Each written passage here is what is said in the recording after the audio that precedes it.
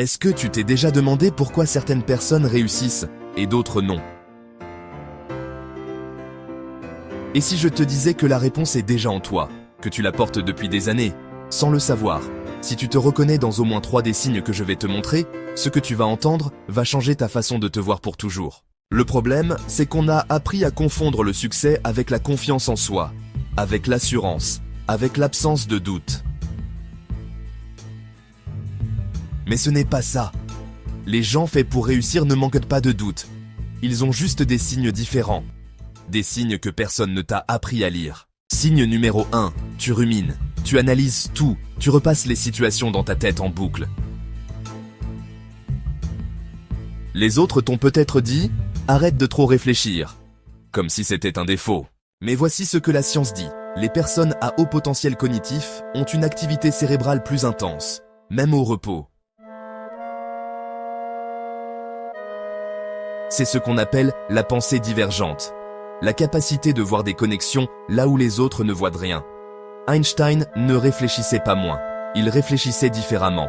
Si tu penses que trop, ce n'est pas un bug, c'est une fonctionnalité que tu n'as pas encore appris à utiliser. Signe numéro 2. Tu termines un projet. Les autres applaudissent. Toi, tu vois déjà ce qui aurait pu être mieux. On t'a dit que tu n'étais jamais content, que tu étais trop exigeant, trop perfectionniste. Mais ce que tu ressens a un nom en psychologie. C'est ce qu'on appelle le growth mindset, décrit par la chercheuse Carol Dweck de Stanford.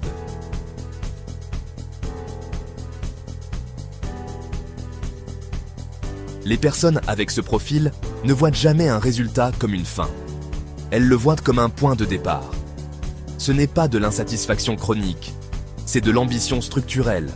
Si rien ne te suffit jamais complètement, c'est parce que tu es programmé pour aller plus loin. Signe numéro 3. Tu ressens les choses intensément. Une musique te bouleverse, une injustice te révolte profondément.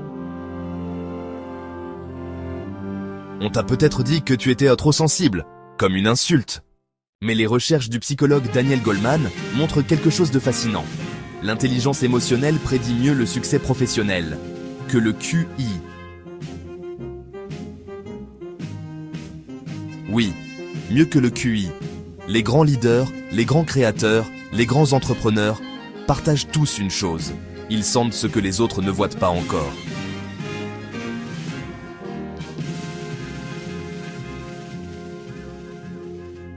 Ta sensibilité n'est pas une plaie, c'est un radar que la majorité n'a pas. Signe numéro 4. Tu doutes de toi, souvent, même quand tout se passe bien. Tu te demandes si tu es vraiment à ta place, si tu mérites vraiment ce que tu as, si les autres ne vont pas s'en rendre compte. Laisse-moi te parler de Karim. Karim a 28 ans. Il vient de décrocher le poste qu'il voulait depuis 3 ans.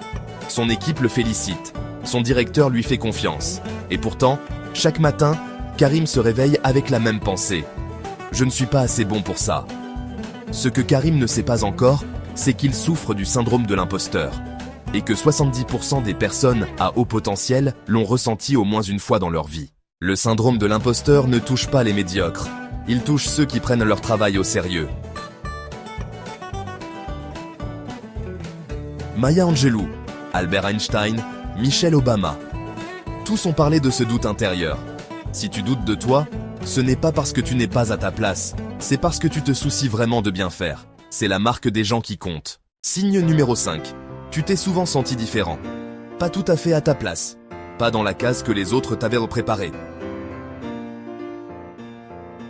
À l'école, au travail, même en famille parfois. Mais voici la vérité que personne ne t'a dite. Les innovateurs, les pionniers, les gens qui changent les règles, n'ont jamais appartenu à la moyenne. Viktor Frankl, survivant de l'Holocauste et père de la logothérapie, l'a dit mieux que moi. Celui qui a un pourquoi peut supporter n'importe quel comment.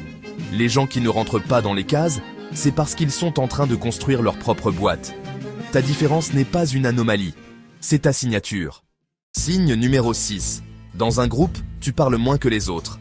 Tu regardes, tu écoutes, tu analyses. Et quand tu parles enfin, les gens s'arrêtent. Parce que ce que tu dis compte. En psychologie, on appelle ça le profil de l'introversion stratégique.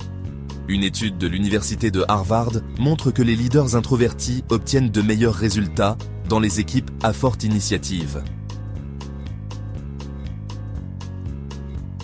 Pendant que les autres réagissent, toi tu comprends. Pendant que les autres parlent, toi tu construis.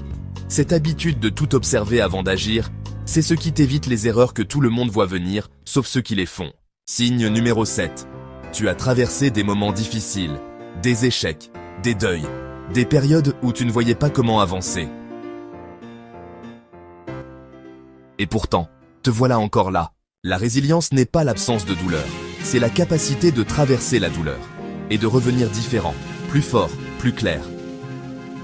Les recherches en psychologie positive, notamment les travaux de Martin Seligman, montrent que les personnes les plus résilientes ne sont pas celles qui n'ont jamais souffert. Ce sont celles qui ont donné un sens à leur souffrance. Si tu t'es déjà relevé de quelque chose qui aurait brisé d'autres personnes, tu as déjà prouvé ce dont tu es capable. Tu n'as juste pas encore mesuré cette force. 7 signes. 7 traits que tu portes peut-être depuis toujours, sans jamais avoir su les nommer. Et maintenant que tu les connais, regarde-les ensemble. 1. Tu penses en profondeur là où les autres effleurent. 2. Tu vises toujours plus haut que ce que tu as déjà atteint. 3. Tu ressens ce que les autres ignorent. 4. Tu doutes de toi parce que tu prends les choses au sérieux. 5. Tu n'appartiens à aucune case parce que tu construis la tienne. 6. Tu observes, tu comprends, tu agis avec précision. 7. Tu t'es relevé, encore et encore. Est-ce que tu commences à voir ce que je vois depuis le début de cette vidéo? Le problème n'a jamais été ton manque de talent, ni ton manque de volonté. Le problème, c'est que personne ne t'a appris à lire tes propres forces. On t'a demandé de rentrer dans une case. Et quand tu n'y rentrais pas, on t'a fait croire que le problème venait de toi.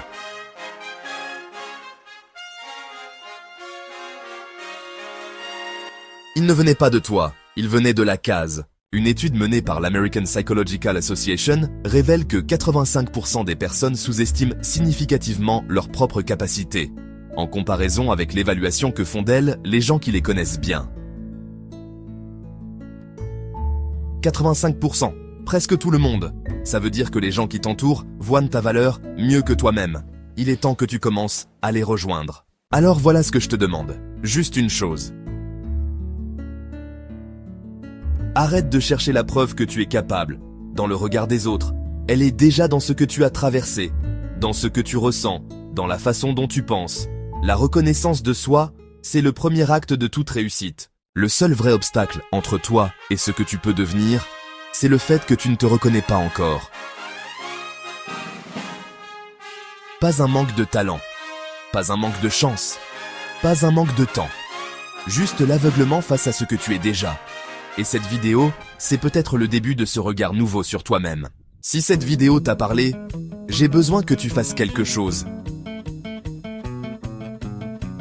Dans les commentaires, écris le numéro du signe qui te ressemble le plus. Juste un chiffre, entre 1 et 7. Parce que je veux savoir lequel de ces signes tu portais sans le savoir. Et parce que peut-être, en le nommant, tu commences à l'accepter. Si tu veux aller plus loin, abonne-toi. Chaque semaine, je décrypte la psychologie du succès pour des gens comme toi. Des gens qui pensent trop, qui ressentent fort, qui doutent parfois, et qui, malgré tout, continuent d'avancer. Cette chaîne est faite pour toi. Et une dernière chose. Pense à quelqu'un dans ta vie qui se sous-estime, quelqu'un qui a tous ces signes, mais qui n'a pas encore su les lire. Envoie-lui cette vidéo, sans explication. Juste, regarde ça. Parfois, le meilleur cadeau qu'on puisse faire à quelqu'un, c'est un miroir. Et je te retrouve très vite pour la prochaine vidéo. En attendant, souviens-toi de ça. Tu n'es pas en train de chercher qui tu pourrais devenir. Tu es en train de découvrir qui tu es déjà. La différence, elle change tout.